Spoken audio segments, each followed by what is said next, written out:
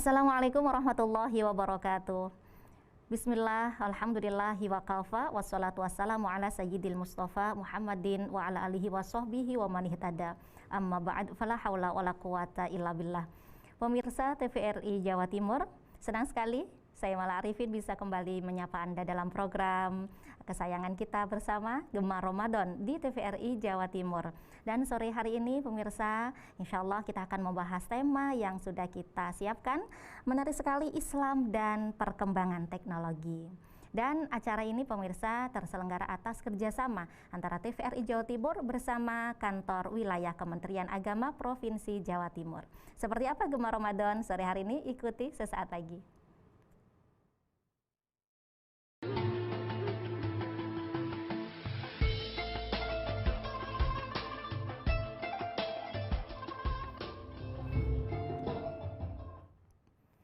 Baik pemirsa TVRI Jawa Timur, alhamdulillah sore hari ini di Gemar Ramadan tema kita adalah Islam dan perkembangan teknologi. Bersama saya telah hadir di studio TVRI Jawa Timur beliau Bapak narasumber kita yang spesial tentunya Bapak Profesor Dr. Kiai Haji Ali Mashan MSI. Beliau sebagai Ketua MUI Jawa Timur. Kita sapa bersama. Assalamualaikum Yai. Kabar baik nggih? Baik, sehat. Sehat walafiat, Masya Allah. Senang sekali bisa berjumpa, nggih. Coronanya sudah balik. Insya Allah dengan puasa tambah sehat. Amin, amin, amin. Baik, sore hari ini kita akan membahas Islam dan perkembangan teknologi ya, nggih. Namun sebelumnya mungkin ingin menyapa pemirsa terlebih dahulu, silakan. Pemirsa TVRI Jawa Timur, kita sampaikan Assalamualaikum warahmatullahi wabarakatuh. Mudah-mudahan kita selalu tambah sehat walafiat. Amin, amin. Baik, Islam dan perkembangan teknologi ini seberapa penting ya untuk kita harus membahas?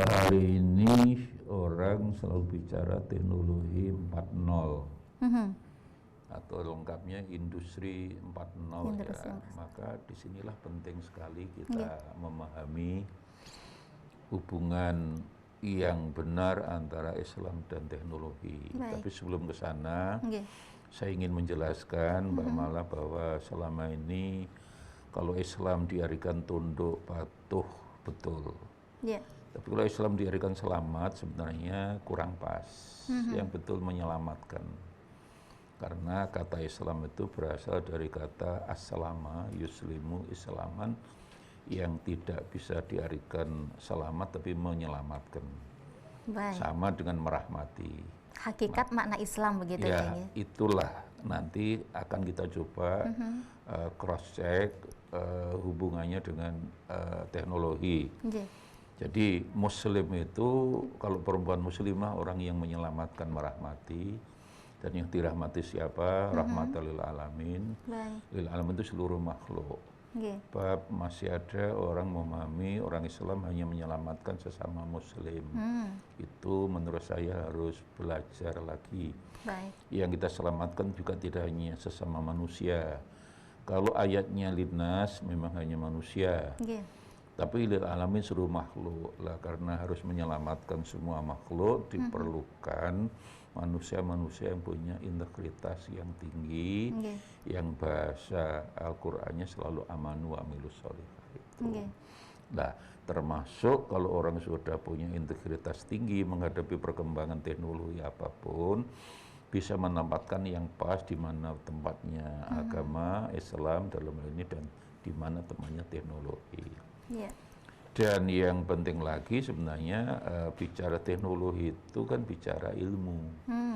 Karena teknologi itu makna asalnya kan skill itu keterampilan, atau juga sering diartikan alat.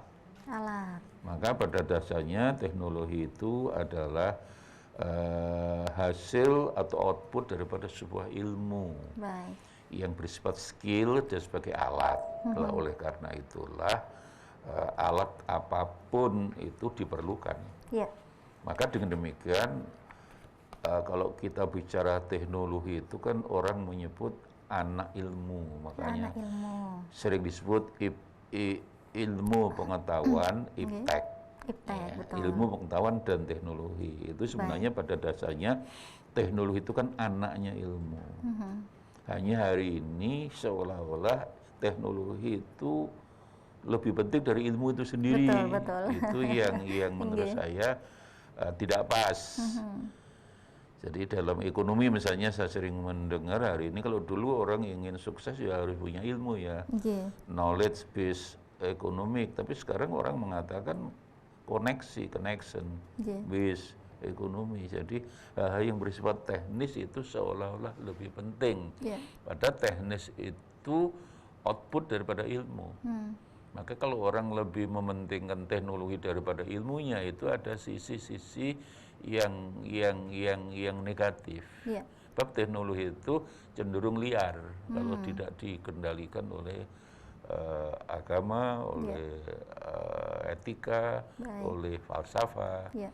Seperti hari ini kan kita lihat teknologi apapun kan sudah lari kencang Iya, betul tanpa sekali. meninggalkan moral, ya sehingga orang sering berkelakar golek wong pinter gampang tapi sulit mencari orang yang benar. Karena mereka dengan teknologi itu kan praktis. Tidak hanya praktis, tapi pragmatis itu yang penting menghasilkan sesuatu. Betul sekali. Maka hal-hal yang bersifat akhlak, bersifat akidah seringkali tertinggal oleh teknologi itu. Maka dengan demikian bahwa teknologi harus dikuasai ya, bahwa ilmu dan teknologi itu output hasil daripada ilmu ya, maka dengan demikian tidak mungkin orang mendapatkan menciptakan sebuah teknologi apapun tanpa mengetahui teori ilmunya dulu. Betul. Nggih. Maka dengan demikian tetap sebenarnya bicara Islam dan teknologi itu angle-nya, esensinya bicara hubungan ilmu dan dengan agama dengan ilmu. Kalau bicara ilmu jelas ilmu itu sangat-sangat diperlukan. Dalil yang paling populer kan tolabul ilmi fardhu itu, cari ilmu itu wajib. Sampai ke negeri Cina pun kita harus diwajibkan cari ilmu minal mahdi ila lahdi, mulai ayunan sampai liang kubur pun harus masih mencari ilmu. Dan Al-Quran sendiri sebagai sumber pertama dan paling pokok di dalam Islam. Kalau kita mau membuat klasifikasi yang lebih mudah, ya iman, Islam, ihsan, ilmu.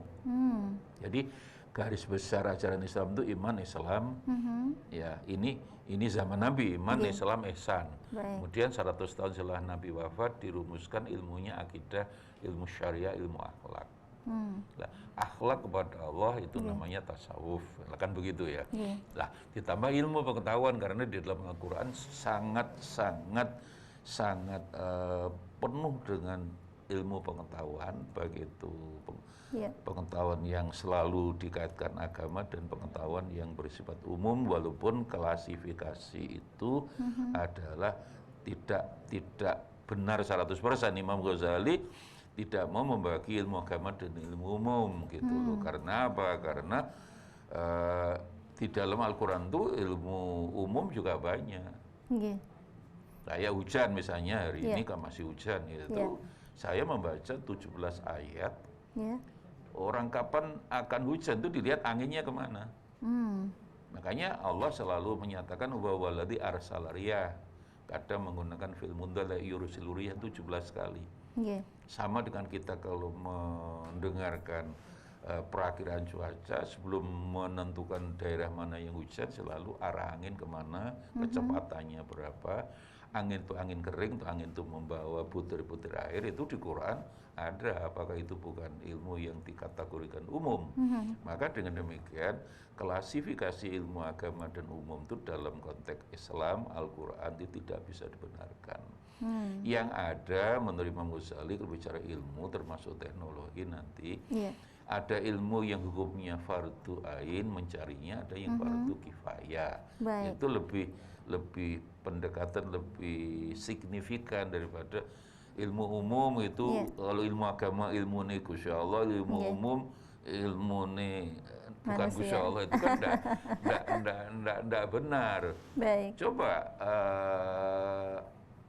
orang bicara apa itu keseimbangan antara langit dan bumi, mengapa ini kertas saya jatuh, kacamata saya jatuh, ya karena daya tarik bumi lebih kuat daripada kertas ya. Tapi mengapa bulan, bintang, matahari yang lebih gede tidak jatuh? Itulah keseimbangan.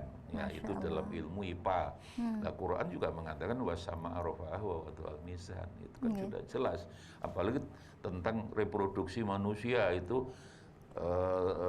orang harus goblok dulu Dark Age abad 12 ya sampai 18 baru Renaissance. Loh, abad ke-7 Quran sudah mengatakan proses manusia dari sperma ketemu telur istrinya, kemudian nutfah, alaqah sampai berproses, itu kan sangat-sangat saintifik. Apa itu ilmu umum, di Quran juga dibicarakan. Nah, ini penting awal-awal kita bicara teknologi juga bicara ilmu, bahwa ilmu itu tidak harus dibedakan antara ilmu agama dan ilmu umum. Semua di Quran ada. Walaupun di Quran seringkali ilmu-ilmu yang sering dikategorikan umum itu memang garis besar. Sebuah teori itu grand. Lah bagaimana bisa diterapkan itu ya harus dimiddlekan oleh orang-orang semacam kita yang harus belajar. Tapi tidak boleh dikatakan bahwa kalau ilmu agama itu dari Allah, sumbernya Quran hadis. Kalau ilmu umum itu bukan dari Quran. Padahal Quran juga banyak bicara ilmu. Tetapi dari kalimat teknologi tersendiri, apakah ada dari lafaz atau kalimat ayat Al-Quran? Teknologi itu kan alat. Baik. Ketika Al-Quran turun pertama kali Iqra sudah menyebut bil qalam. Jadi alamal insana ma lam ya'lam, tapi karena Allah itu alladzi alama bil qalam. Bil qalam itu kan dengan alat. Dengan pena. Penunjukan lafaz qalam itu adalah indikasi bahwa Allah sudah proses memberi inspiring ya, dan bahkan tausiah bahwa ilmu itu harus dicari menggunakan alat. Maka kalau orang belajar di jurusan pendidikan ada teknologi pendidikan, itu sangat-sangat pas bahwa mengajar pun menggunakan alat. Di dunia ini alat. Maka dengan demikian kalau kita ingin memudahkan Mbak ya, bahwa Allah kan menciptakan. Ilmu Allah ya, made in Allah. Tapi yang made in manusia itu sebenarnya ya alat itu. Apapun alat, apapun dengan skill manusia, yang skill itu sebenarnya dasarnya ilmu, kemudian diterapkan menjadi sebuah alat, dan alat itu sangat dibutuhkan oleh manusia, ya sebenarnya skill itulah manusia. Output dari ilmu yang dari manusia itulah skill, itulah alat, itulah teknologi. Dan hari ini, tadi yang sudah kita sebutkan, yang sebenarnya teknologi itu anaknya pengetahuan, sekarang seolah-olah lebih penting alat itu daripada ilmunya. Itu yang sekarang harus diluruskan. Bahwa HP misalnya ya, Pak, itu kan alat teknologi, itu buatan manusia. Tapi orang membuat HP menciptakan 4.0 lah. 4.0 itu sebenarnya nanti sampai berapapun bisa 10.0 itu menurut saya, dan itu kesombongan menurut saya. Kalau kita mau membaca, Mbak Mala, hari ini ada seorang guru besar di Amerika, kalau nulis mesti bukunya laris, namanya Profesor Dr. Yuval Noah Harari. Harari. Orang sana tidak bisa mengucapkan Nuh tapi Noah ya. Dengan sapien itu ya, dengan sampai ada 3 buku yang terakhir itu yang mengingatkan ada orang Amerika sekarang kembali pada Tuhan. Selama ini kan Tuhan mereka akal, Tuhan mereka ilmu, tapi dengan kayak Amerika itu hari ini kan sudah 20 tahun ekonomi tidak pernah lebih pertumbuhannya 4%. Apalagi di zaman Donald Trump kemudian hanya 1,2, 1, itu. Jadi mulai banyak orang stres. Mengapa stres? Karena dengan rasio yang tidak bisa menyelesaikan semua persoalan, akhirnya ya stres. Stres itu munggah diri kan stres itu bunuh diri gitu. Masya Allah, luar biasa sekali. Disinilah menurut saya bahwa ilmu itu tetap tidak bisa dibedakan. Semua kembali pada Allah. Makanya Iqra, kalau bicara ilmu dan teknologi itu kolam tadi katakan ya, tapi bismi rabbikanya itu sekarang membaca tanpa Allah. Baik, Yai, nanti kita akan lanjutkan Oke, dulu ya. monggo. Luar biasa, baru satu pertanyaan ini sudah panjang lebar sekali. Pemirsa jangan kemana-mana, Gemar Ramadan akan segera kembali dengan tema Islam dan perkembangan teknologi sesaat lagi.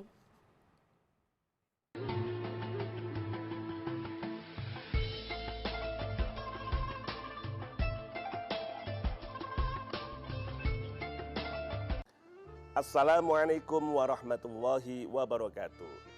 Marhaban ya Ramadan. Bulan mulia penuh berkah dan maghfirah telah menyapa. Sucikan hati, bersihkan jiwa, perkuat solidaritas pada sesama. Semoga diampuni segala dosa. Saya Dr. Husnul Marom, Magister Hukum Islam, Kepala Kantor serta keluarga besar Kantor Wilayah Kementerian Agama Provinsi Jawa Timur mengucapkan selamat menjalankan ibadah puasa Ramadan 1443 Hijriah. Semoga amal ibadah puasa kita diterima Allah Subhanahu wa taala. Wassalamualaikum warahmatullahi wabarakatuh.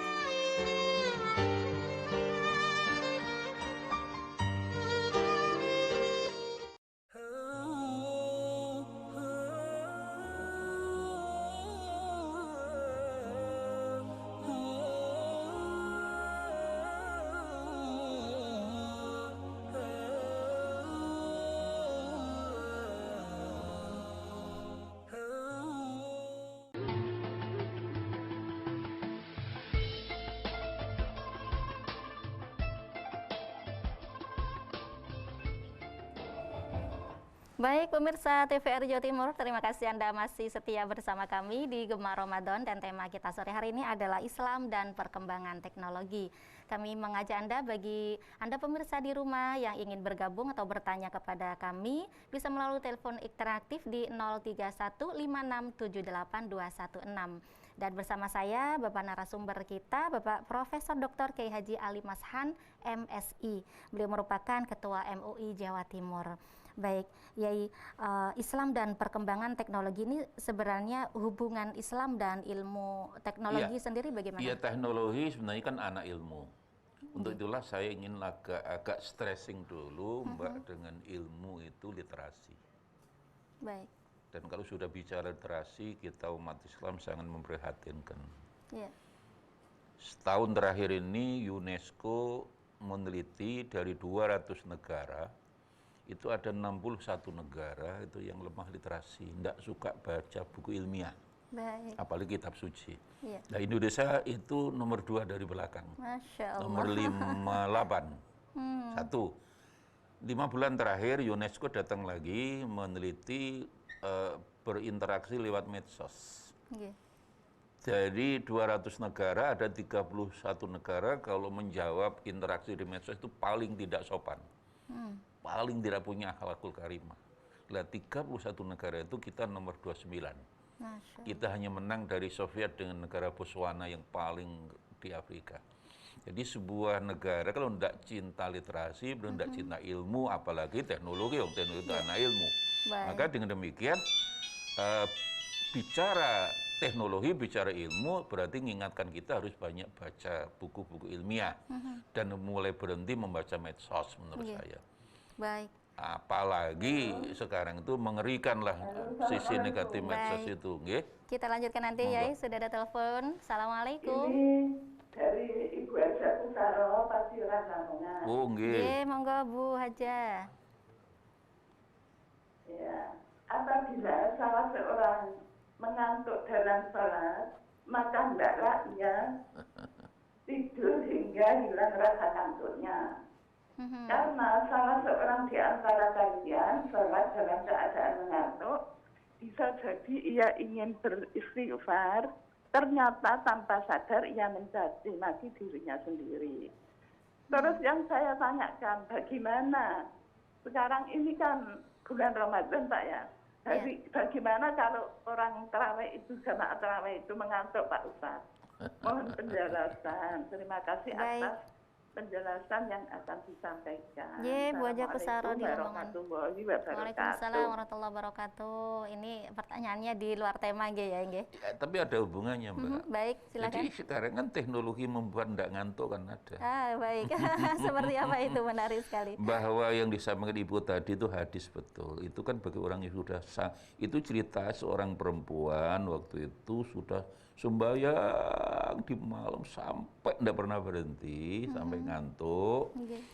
Bahkan di pilar-pilar antara Masjid Madinah itu ada tamparnya, sehingga orang tadi ambil pegangan tampar. Nabi keluar terus mengingatkan, ya memang kalau sudah sembahyang malam itu kan soal sembahyang malam itu sudah payah istirahat dulu.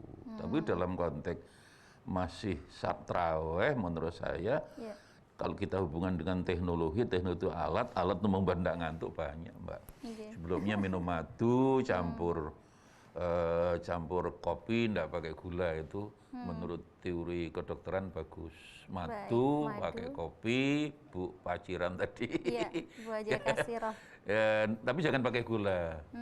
Khawatir orang punya diabetes itu mesti insya Allah tidak ngantuk. Diganti madu itu. Nggih, nggak ngantuk. Atau kalau sekarang buat ngantuk ada minyak angin buat insya Allah lah begitu.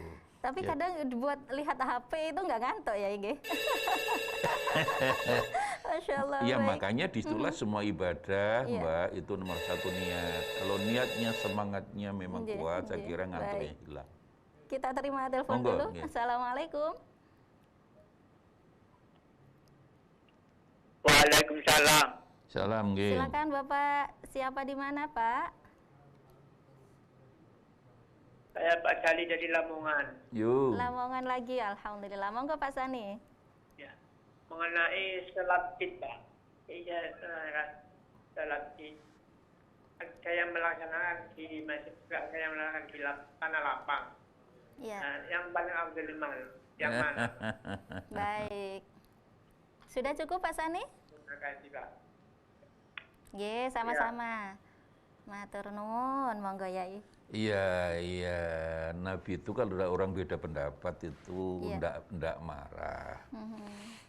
Nabi pernah ngirim serombongan orang setelah sembahyang duhur ke desa namanya Quraidah.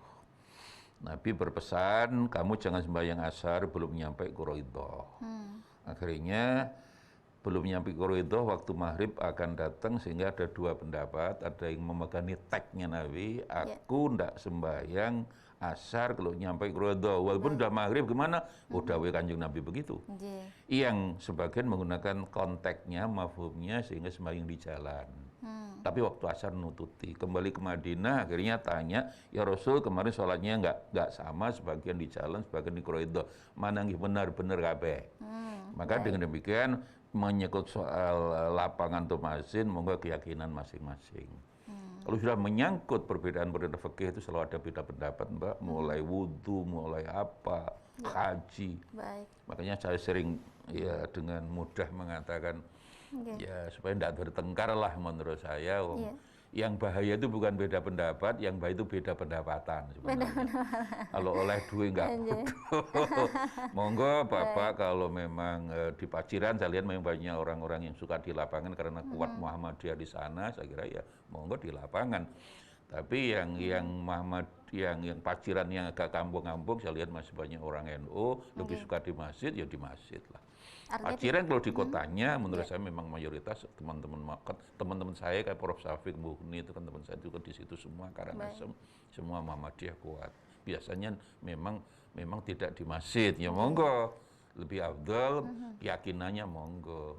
Ya kayak beda hari raya puasa kemarin lah Muhammadiyah dengan tegas mereka Sabtu, ya kita Minggu, ya misalnya kan nggak apa-apa. Ya, yang repot itu nggak Sabtu nggak Minggu, Mbak. Iya. Sama ikut Sabtu. Baik. Aku nggak Sabtu nggak Minggu, aku raposo, yang penting mulai rioyo lah, itu malah yang menurut saya. Yang penting ikut sholat Id gitu ya, Ige. Ya monggo. Jadi kembali pada yang tadi kalau boleh saya lebih stres sebenarnya bicara teknologi itu harus bicara garis besarnya ilmu itu sangat-sangat dihargai. Orang tidak menguasai ilmu tidak mungkin menguasai teknologi. Nah problemnya umat Islam di Indonesia yang mayoritas ini tidak suka ilmu, Mbak. Paling lemah literasi, paling lemah ilmu. Kita di Asia Tenggara, jangankan dengan Singapura, dengan Kamboja sudah kalah kita. SDM kita makin karena orang tidak suka baca ilmu. Lah, sisi negatif dari teknologi 4.0 tadi kan medsos tadi. Iya, iya. Lah, ini data Kominfo, Mbak, ya ini teknologi 4.0 sisi negatifnya. Baik. Orang Indonesia ini yang mayoritas Islam ini sehari semalam rata-rata ya 9 jam tuh HP. Masya Allah. 5 jam di depan TV. 3 jam untuk medsos, 2 jam radio. Allah. Koran dibacanya rata-rata 27 menit sehari. Itu menggambarkan bahwa orang Indonesia itu tidak suka baca buku ilmiah, tidak suka ilmu, sukanya duit. Padahal duit itu datangnya dari ilmu. Lah makanya orang mindsetnya harus dirubah. Tidak mungkin kamu dapat derajat itu tanda suka ilmu. Wong Allah sudah yarfa'illahu ladzina amanu minkum. Derajat itu kan mesti apa itu uang itu kan bayang-bayangnya ilmu aja. Makanya orang cinta ilmu tidak ada yang melarat. Ulama-ulama besar itu semua cinta ilmu, tapi tidak ada yang pernah kekurangan. Betul. Lah mindset orang sekarang cinta duit, tidak cinta ilmu, akhirnya tidak karu-karuan, akhirnya duit tidak dapat, ilmu tidak dapat, ngawur. Inilah makanya kita bicara ilmu ini hari ini, Kominfo ini menurut saya cukup menyedihkan. Kalau sebuah bangsa yang mayoritas Muslim, waktunya habis untuk hal yang sisi negatif teknologi 4.0 tadi, gimana kita mau maju? Makanya yang menarik ada sebuah penelitian di Fakultas Psikologi yang saya baca, malah dari data Kominfo tadi, anak-anak S1 itu diteliti. Baik, ya. Kita tahan dulu ya. Ya, monggo. Oke, silakan penelpon yang sudah masuk. Assalamualaikum. Assalamualaikum. Waalaikumsalam warahmatullahi wabarakatuh. Siapa di mana, Pak? Assalamualaikum, Pak Profesor. Surabaya. Surabaya. Monggo. Baik, monggo. Saya cuma ingin sharing aja, Pak ya. Mungkin begini, Pak ya. Indonesia itu mayoritas Islam. Tetapi animo untuk belajar ilmu itu sedikit sekali. Betul. Nabi sendiri kan sudah berpesan. Balighani walau ayah, ya toh? Ya seperti tadi. Tolabul ilmi fardhatun ala muslim ila mati lalahdi. Ya, terus kalau memang orang iman seharusnya dia itu kan harus percaya sama firman Allah dan sunnah Rasul, yaitu hadis. Jadi kita itu nggak usah bingung apa yang terjadi ini, karena sudah pendahuluan apa yang namanya dalil. Seperti kejadian hari ini, Pak ya. Layak di zamanun khair ba'dal ladina sarum minhu. Itu kan sudah jelas, tidak akan ada zaman yang akan datang itu lebih baik daripada zaman yang telah lalu. Ya inilah kita jangan nggak bisa bingung bagi orang Islam. Ya kiranya kita aja Pak, mohon maaf sharing aja, dan mungkin saya sangat hormat pada Profesor. Baik, terima kasih. Assalamualaikum warahmatullahi wabarakatuh. Waalaikumsalam warahmatullahi wabarakatuh. Terima kasih Bapak sudah bergabung ya bersama kami di Gemar Ramadan sore hari ini. Baik, Yai, kembali kita ke Islam dan perkembangan teknologi. Jadi Bapak tadi itu betul. Cuma saya perlu komentar, Pak. Hadis-hadis Nabi yang bersifat memprediksi seperti tadi sebenarnya tidak boleh dibaca negative thinking. Baik. Nabi mengatakan Allah tidak akan menyebut ilmu, yang disebut ulama. Ya. Sehingga Nabi mengatakan dawuh yang saya khawatirkan nanti satu zaman datang, ulamanya habis, yang belajar tidak ada, yang ada orang goblok dianggap ulama. Allah. Termasuk yang didawuhkan Bapak tadi bahwa zaman itu paling zamanku. Makin jelek, makin jelek. Sebenarnya beberapa riwayat hadis yang saya baca, hadis macam yang ramalan seperti itu tidak boleh negatif. Justru Nabi tidak menghendaki ada zaman yang jelek seperti sekarang. Kalau Nabi dawuh tidak menginginkan ada orang jualan, berarti Nabi tidak menginginkan kehabisan ulama. Saya tialana zaman fihi kasiru khotaba wa qalil ulama. Akan datang zaman, kata Nabi, dawuh Nabi, yang datang nanti sing akeh tukang pidato tok, tapi yang ahli ilmu, ahli agama itu tidak ada. Berarti Nabi justru tidak menghendaki ada kekeringan ulama. Jadi hadis-hadis yang bersifat futuristik masa depan ini sebenarnya yang saya pahami dari penjelasan syarah hadis tidak boleh difahami, loh itu sudah diramalkan Kanjeng Nabi. Tidak, justru Kanjeng Nabi tidak menginginkan situasi seperti itu. Baik. Sebenarnya seperti itu komentar saya yang pertama. Baik. Yang kedua, dari data Kominfo tadi kita teruskan, Mbak. Jadi beberapa fakta psikologi ini neliti dicari anak S1 yang perempuan sing ayu tapi goblok. Wah ayu, elek enggak. Ayu tapi goblok. Ditelitilah orang tuanya, didatang oleh mahasiswa psikologi. Bapak, ibu punya anak cantik, sayang, goblok. Jawaban orang tuanya itu jawaban memang enggak cinta ilmu, itu kan mengerikan. Gimana ya? Ya enggak apa-apa, Dek. Gimana situasi seperti membutuhkan orang yang ilmuwan, yang punya integritas yang tinggi, akhlak tinggi. Ya gampang, nanti akan saya carikan calon suami yang cerdas walaupun wajahnya elek. Ini betapa orang Indonesia betul-betul tidak mau bekerja lebih keras, tidak cinta ilmu, itu kan sangat-sangat mengerikan menurut saya. Padahal Quran jelas, Nabi jelas. Ya, maka apa mungkin? Ketika ditanya, kok gitu Bu, Pak? Ya iya toh, nanti kalau bapak cerdas walaupun elek wajah, ibu ayu tapi goblok. Yakin punya anak nanti mesti niru ibu ayu kaya ibu pinter. Kayak bapak Tapi kan impossible, kan nggak mungkin. Nggak mau baca, nggak mau ikro. Quran datang ikro, baca. Berarti ilmu. Maka 10 tahun lagi kalau orang Indonesia lebih banyak waktunya anak-anak sekolah misalnya, waktunya habis untuk HP, Mbak Mala, kita khawatirkan lahirlah anak-anak 10-15 tahun lagi, misalnya perempuan, akhirnya ya goblok kayak ibu elek kayak bapak. Jadi SDM-nya makin rendah, baik psikis maupun psikis. Ini sebenarnya kalau kita esensi bicara ilmu termasuk teknologi, bicara literasi yang sangat memprihatinkan. Orang tidak mungkin akan berkembang secara inovatif tanpa membaca. Baik. Tapi bacaan literasi, bacaan buku ilmiah termasuk kitab suci. Kalau semangat membaca medsos sudah luar biasa sekarang. Tapi medsos itu YouTube, saya baca 70% bohong. Wah, Google, semua penelitian itu menyebut itu banyak yang bohong. Dan yang menyedihkan orang sekarang waktunya hanya untuk itu tadi kan. Ya 9 jam HP, 5 jam TV itu masih 4.0 itu masih luar biasa pengaruhnya. Kemudian medsos, ya radio masih lumayan didengar 2 jam karena mungkin banyak orang di mobil tidak pernah keluar butuh berita. Lah koran yang bisa representasi literasi itu hanya 27 menit menggambarkan bahwa orang Indonesia yang mayoritas muslim, yang katanya paling besar di dunia tapi tidak cinta ilmu, berarti tidak ngerti teknologi. Tidak mungkin orang bisa menciptakan teknologi karena alat tanpa ilmu dulu. Impossible. Baik. Ini sangat-sangat menyedihkan bagi kita sebagai sebuah bangsa yang mayoritas muslim. Kira-kira solusi kita jadi bagaimana ya? Dengan perkembangannya teknologi dan semakin menipisnya itu tadi. Gini Mbak, kalau Nabi itu sederhana tapi pasti. Yang tanggung jawab itu orang tua. Kullu mauludin yuladu alal fitrah. Bahwa anak itu cinta ilmu tidak tergantung orang tuanya. Nabi kan mengatakan dengan sangat esensi bahwa innama abahu yuhawidani. Orang tuanya lah yang menyebabkan apakah anak nanti menjadi Yahudi, au yunasirani menjadi Nasrani, au yumajisani menjadi Majusi.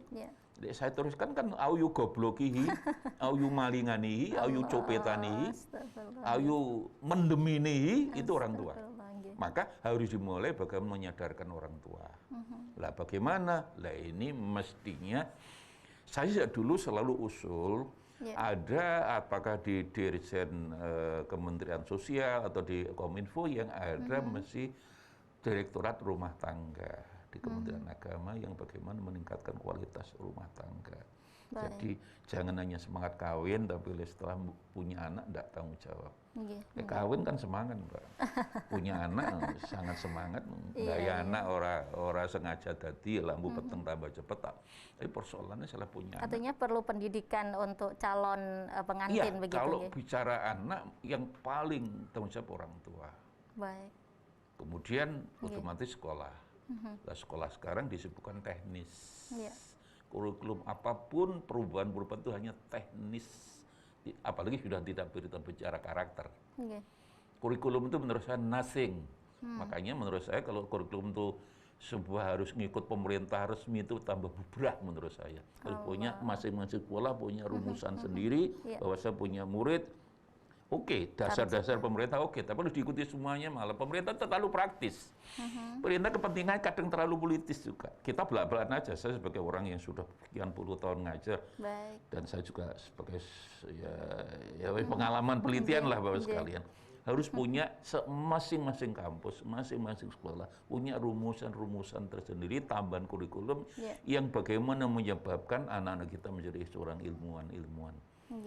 Tidak ada seorang ilmuwan yang hidupnya sengsara di dunia ini. Baik, ya, Yang orang sekarang itu yang repotnya kan pengen duit akeh, tapi malas belajar. Nah itu. Nah sekarang mulai belajar banyak baca medsos, ya tambah goblok waktunya habis. Ini kembali ke Islam dan perkembangan teknologi ini, ada yang sebenarnya itu manusia pertama, kalau menurut Islam kan Nabiullah Adam alaihissalam, tetapi dalam sejarah kan disebutkan manusia purba. Ini sebenarnya mana yang lebih dulu atau yang benar, bagaimana ya? Gini Mbak, kalau bicara Tuhan itu kan nyiptakan dulu matahari, langit itu 2 hari yaumeni, bumi 2 hari. 2 hari menurut Allah, bukan 2 hari menurut kita ya. Baik. Kemudian isinya itu juga 2 hari, maka sisi tati ayam. Lah disitulah akhirnya ada malaikat, ada Adam, ada iblis. Nah disitulah menunjukkan akhirnya Allah menakdir bahwa yang pintar manusia, bukan malaikat, bukan iblis. Berarti yang wa'alamal adama. Jadi yang diberi ilmu itu manusia. Tapi bukan berarti ilmu itu kalau Nabi Adam kan langsung dari Allah. Bagi orang seperti kita harus belajar. Karena ada Iqra bismi rabbika khalaq, ada alama bil qalam, itu artinya harus belajar. Tidak mungkin ilmu datang tiba-tiba, tidak ada. Baik, kita angkat dulu pemirsa yang sudah masuk. Telepon, Assalamualaikum. Waalaikumsalam. Silakan Bapak, Ya, siapa? terima kasih Pak Profesor. Ini kalau kita lihat bahwasanya agamis kita yaitu agama Islam tidak akan ketinggalan dalam perkembangan zaman apapun. Karena apa? Quran itu adalah sudah menjemput bahasanya, menjemput apapun urusan di dunia. Yang saya tanyakan begini Pak Profesor. Bagaimana cara kita untuk meningkatkan daripada kemampuan dan kesadaran para pemuda-pemuda kita kepada anak-anak kita ini untuk bisa berimplementasi yang berhaluan maju untuk menuntut baik itu ilmu agama maupun ilmu pengetahuan. Karena saat ini, mohon maaf Pak Profesor, ini kalau kita lihat saat ini saudara-saudara kita, teman-teman kita ini nampaknya belajar itu agak menurun. Seperti apa yang disampaikan Pak Profesor, anak-anak sekarang itu IT memang luar biasa. Jika jemarinya tidak menyalahgunakan. Tetapi jika menyalahgunakan amat bahaya, yang mana saat ini dengan kebebasan era digital saat ini banyak sekali orang-orang fitnah, orang-orang hoax, sehingga ini pengetahuan anak-anak ini rata-rata diracuni Pak Profesor. Baik. Jadi kami berharap tolong bagaimana Departemen Agama, pemerintah untuk mengantisipasi daripada anak-anak yang menyalahgunakan IT tersebut. Baik. Karena saya orang desa Pak Profesor, rata-rata di warung-warung wifi itu anak-anak saya lihat tidak belajar. Baik. Tetapi adalah bermain judi, yaitu dengan game dan sebagainya. Nah ini bagaimana cara mengatasi hal tersebut. Baik. Sehingga pemuda-pemuda saat ini, anak-anak sekarang, kaum milenial ini betul-betul di hari esok, orang-orang Islam tidak akan tertinggal dengan IT. Terima kasih Pak Profesor. Terima kasih. Assalamualaikum. Waalaikumsalam warahmatullahi wabarakatuh. Luar biasa, itu memang dilema kita para orang tua sekarang ya. Bagaimana solusinya ini? Tidak mungkin satu solusi Mbak. Tadi saya sebut salah satunya keluarga. Tapi kalau menyangkut teknologi, menurut saya konten-konten yang tidak benar itu bisa disiasati oleh kementerian. Jadi oleh kementerian. Saya ingin seperti Australia, seperti Cina, bahwa konten-konten seperti Google, YouTube yang sisi negatif itu ditutup. Baik. Cuma di Indonesia tidak berani, heran. Kadang-kadang saya ingin jadi menteri aja. Gitu. Amin. Jadi di Australia itu kalau suka itu tuh. Bahkan kalau Google, YouTube melanggar denda sekian dia. Berani. Allah. Kita ini liar. Anak-anak kita bener Bapak tadi di dalam kamar ditutup kelihatannya belajar, ya belajar, tapi belajarnya apa? Allah. Itulah sisi negatif daripada teknologi. Oleh karena itulah teknologi itu alat. Ya. Di dalam konteks Islam, alat itu tidak boleh mengalahkan tujuan. Ya, tujuan hidup apa? Allah. Khalifah kita khalifah Allah. Walaupun saya tidak mau sesombong mengatakan saya ini wakil Allah. Saya mengikuti penafsiran bahwa ada penafsiran yang selalu saya ikuti. Pengertian khalifah Allah di muka bumi bukan langsung kita wakilnya Allah, tidak. Itu kesombongan orang macam kita begini. Saya mengikuti pendapat ulama yang bahwa khalifah itu Rasulillah. Kita ini pengganti Rasul saja. Kita akan lanjutkan sesaat lagi ya, Ige. Iya, monggo. Setelah jeda. Baik pemirsa, jangan kemana-mana. Gemar Ramadan akan segera kembali sesaat lagi.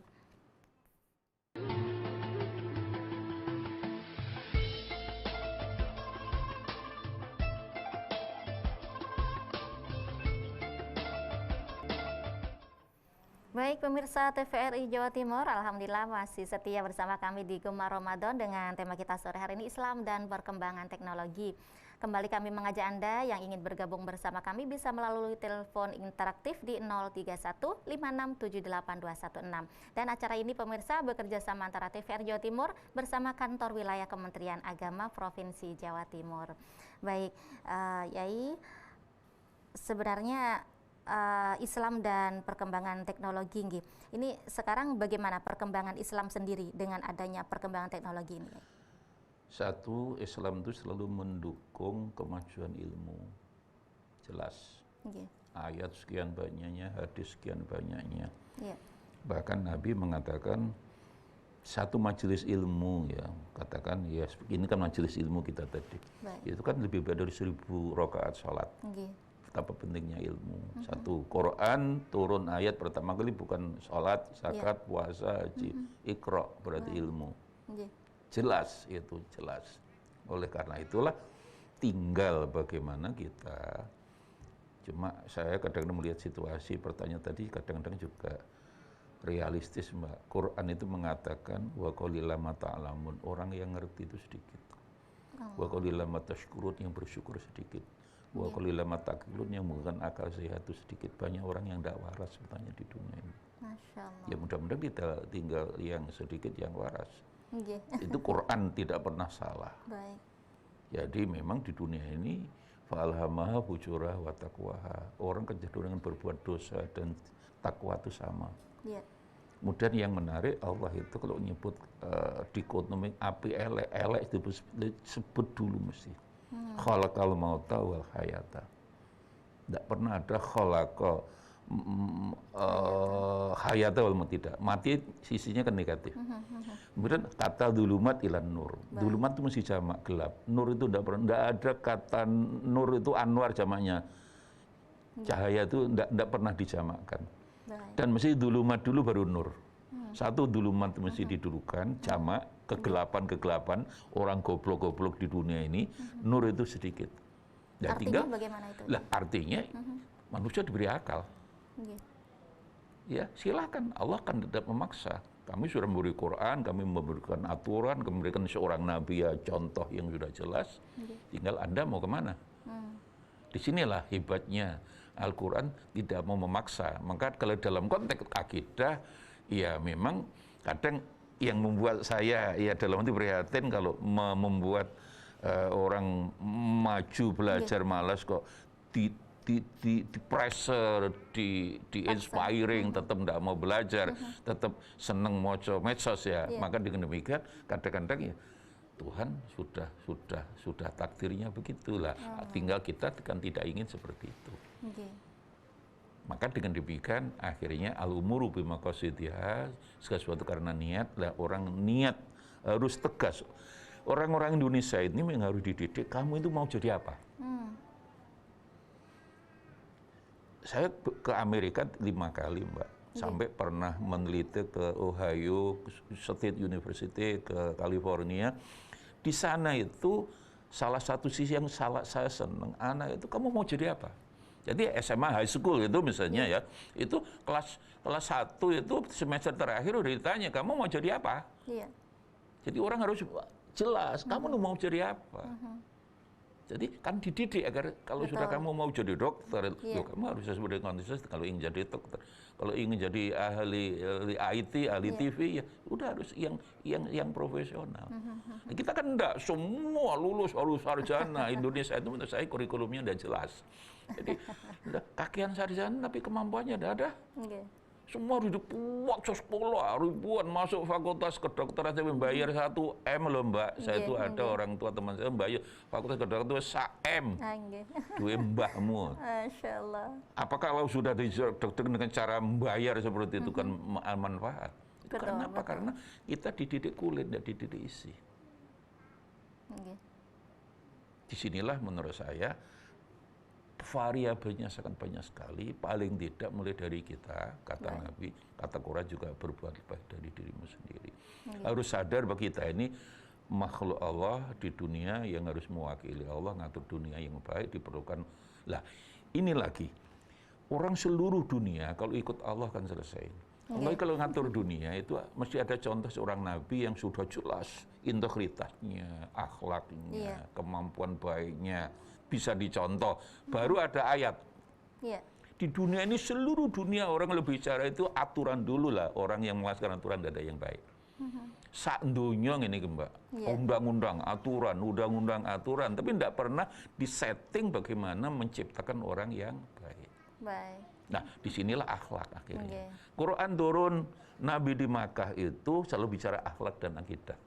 Syariat hukum semua di Madinah. Itu artinya apa? Beragama itu akhlak.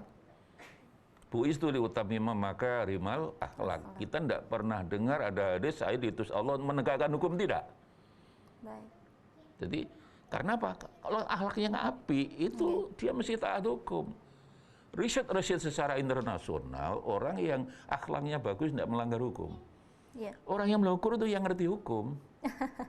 Ya sama dengan orang desa itu Mbak, kalau sapi hilang tidak pernah lapor. Kenapa? Mungkin lapor polisi hilang loro kalau Pak Malan. Itu artinya apa? Realistis. Karena ketika hukum didulukan, akhlak belum baik, itu semua jadi. Adalah akhlak itu sebenarnya ilmu yang sebenarnya itu akhlak. Karena Nabi dawuh bu'istu liutamima makarimal. Lah, akhlak dalam proses pendidikan kita sekarang dibuang. Namanya karakter ndak ada. Kon didik ibu bapak itu lebih bapak ini repot golek duit sekarang gimana? Nggak pernah jelas model pendidikan di Indonesia menurut saya. Saya kadang-kadang agak keras kalau sudah bicara pendidikan karena ngajar udah sekian puluh tahun jadi. Kurikulum itu dari ganti menteri tidak pernah jelas menurut saya. Ini mau kemana ini anak-anak dibawa kemana ini? Jadi makanya kalau kita bicara ilmu sekali lagi ini hal-hal yang paling penting hidup itu ilmu. Apapun jadi contoh di Bapak itu ya kita harus memberi contoh pada anak-anak kita, anak yang sangat melarat tapi sukses. Itu banyak. Anak-anak ndak duwe Mbak harus jadi guru besar, profesor. Saya kemarin diundang yang punya Masjid Ar-Rahman Blitar. Itu hanya lulus STM. Dia membangun masjid sendiri hampir 27 miliar. Masya Allah. Karena apa? Pom bensinnya 20 Pak Har itu. Ternyata nggak ada hubungannya dengan profesor, ilmunya duit.